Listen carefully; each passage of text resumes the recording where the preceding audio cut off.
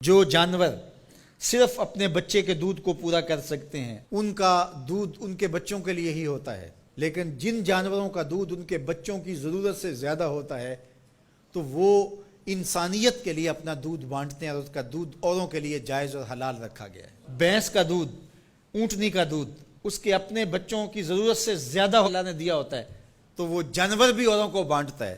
تو انسان کو اللہ نے اگر اس کی ضرورت سے زیادہ دیا تو وہ اگر نہ بانٹے تو وہ جانوروں سے بھی برا ہے، اس کو خیر بانٹنی چاہیے۔ طبیعت کے اندر بخل نہیں ہونا چاہیے، طبیعت کے اندر فیاضی، سخاوت ہونی چاہیے۔ اللہ کے محبوب علیہ السلام نے فرمایا سخی اللہ کے بھی قریب ہے، لوگوں کے بھی قریب ہے، جنت کے بھی قریب ہے، ہاں دوزخ سے دور ہے۔ اور پھر فرمایا کہ بخیل لوگوں سے بھی دور ہے، اللہ سے بھی دور ہے، جنت سے بھی دور ہے، ہاں جہنم کے بڑا نیڑے ہے۔ اللہ اگر عطا کرے تو اوروں کو دینا چاہیے۔ شادی شیرازی تو فرماتے ہیں کہ فقیر کی علامت یہ ہے کہ جب اس کو ایک روٹی ملے تو وہ بانٹ کر کے آدھی کسی دوسرے کو دے دیتا ہے اور آدھی خود کھاتا ہے، تاکہ اپنے اطراف کے اندر لوگوں کے دکھ اور درد بانٹے جائیں۔ تو اللہ تعالیٰ جل شانہ نے اس شخص کی مذمت کی گھوڑوں کے وصف بیان کر کے، گھوڑوں کی قسمیں کر کے، جو رب کی نعمتوں پر ناشکری کرتا ہے اور ہر وقت اس کا مطمع نظر دنیا ہے، تو کہا یہ عمومی لوگوں کا رویہ ہے کہ وہ ناشکرے ہوتے ہیں، وہ بخیل ہوتے ہیں، وہ ناقدر شناس ہوتے ہیں، تکلیف آئے تو واویلا کرتے ہیں، اللہ کی طرف سے نعمتیں آئیں تو پھر سانپ بن کے بیٹھ جاتے ہیں نعمتوں کے اوپر۔ یہ جو قنوط کا مزاج رکھنے والے لوگ ہیں، اللہ نے فرمایا کہ باہر سے کوئی دلیلیں لانے کی ضرورت نہیں۔ وَإِنَّهُ عَلَىٰ ذَلِكَ لَشَهِيدٌ۔ یہ ذرا اپنے اندر اتر کے دیکھیں اور ضمیر سے پوچھیں کہ کیا تم قنوط ہو یا نہیں ہو، تو جو قنوط ہو ضمیر بول کے کہے گا تم قنوط ہو۔ ذرا اپنے اندر اتر کر کے میں اور آپ دیکھیں کہیں ہم قنوط کے زمرے میں تو نہیں آتے۔ اللہ کی عطائیں، اللہ کی نعمتیں، اللہ کی کرم نوازیاں جو شام سویرے ہمارے اوپر ہیں، تو ہم کیا ان نعمتوں کا شکرانہ ادا کرتے ہیں؟ یہ تھوڑی سی تکلیفیں جو ہمیں پہنچتی ہیں ان تکلیفوں پر ہم شکوے کا لہجہ اختیار کیے رکھتے ہیں۔ وَإِنَّهُ لِحُبِّ الْخَيْرِ لَشَدِيدٌ، اور وہ خیر کی محبت میں بہت سخت ہے۔ یا خیر سے مراد مفسرین نے کہا المال، یعنی وہ مال کی محبت اس کے اندر کوٹ کوٹ کے بھری ہوئی ہے۔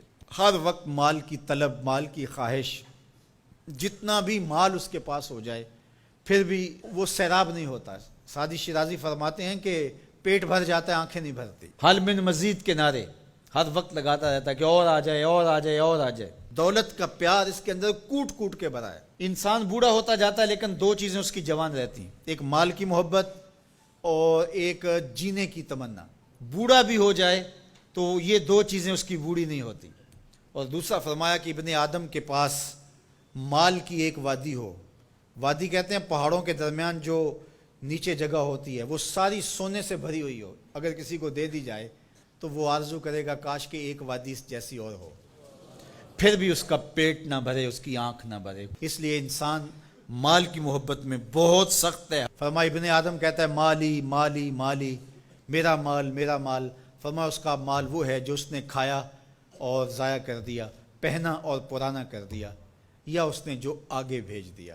فرمایا باقی اس کا نہیں ہے، باقی وارثوں کا ہے، اور وہ کفن بھی میلا نہیں ہونے دیں گے، بانٹ لیں گے۔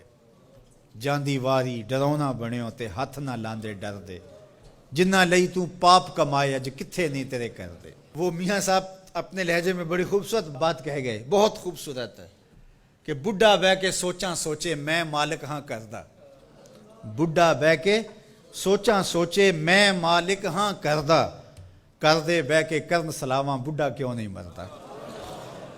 تو اپنی زندگی آگے بھیجو۔ حضور تشریف لائے گھر میں، سیدہ عائشہ رضی اللہ تعالیٰ عنہ موجود تھی، تو ایک بکری ذبح کی گئی تھی، تو فرمایا کچھ ہے کھانے کے لیے؟ کہا حضور سب بانٹ دیا ہے، ایک دستی باقی بچی ہے۔ حضور نے فرمایا جو بانٹ دیا ہے وہی باقی بچا ہے، جو بانٹ دیا ہے وہی باقی بچا ہے۔